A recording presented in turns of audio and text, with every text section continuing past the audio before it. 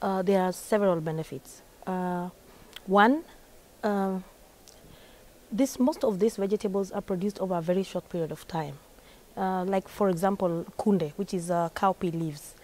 From the time the farmers put the crop on the ground to the time they harvest and use it is exactly 30 days.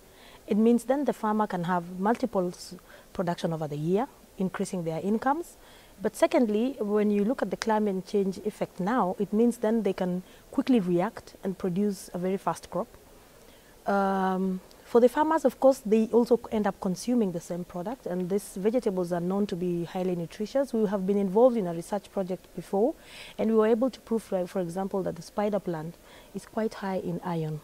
This is an interesting product, for example, for pregnant mothers, lactating mothers.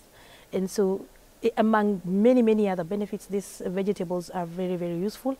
For the people living in the cities, it's not always readily available. And so it is beneficial that they have the product ready to use, easy to put on their tables in a very fast way, in a nutritious manner, and presented in a food-safe way.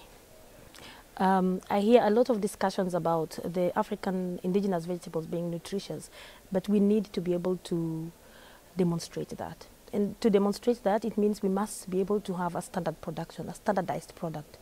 This then has not been easy to achieve, because up to today there is no company that has or investor that has come in to put any money to develop, to select, to multiply, to certify the seeds. Apart from the seeds, we need to also standardize the farmers' production so that the farmers are producing uniform products over a period of time.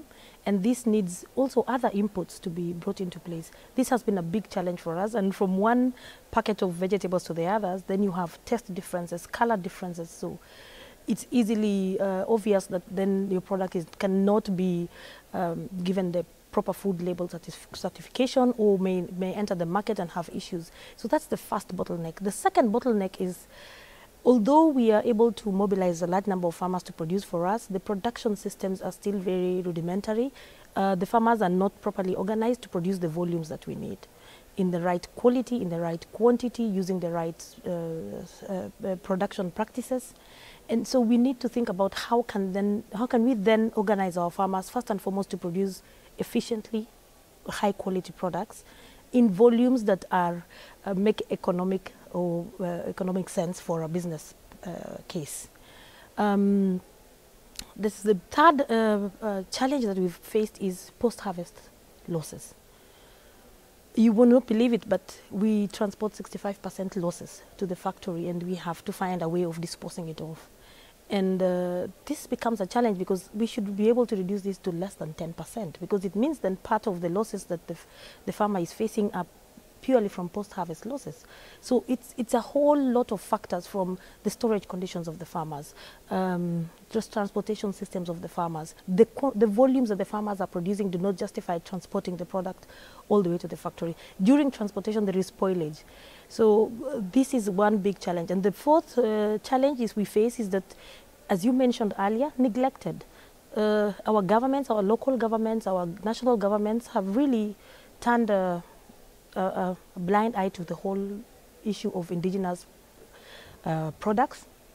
They are popular, they are nutritious, they are the farmers know how to produce them because they've produced them for several decades. But there are no policies? There are no policies in place. There is no standard, for example, to put a certification label or a food safety standard. There's nothing. There's zero attention to these products. So there needs to be a lot of dialogue to actually place these products where they belong.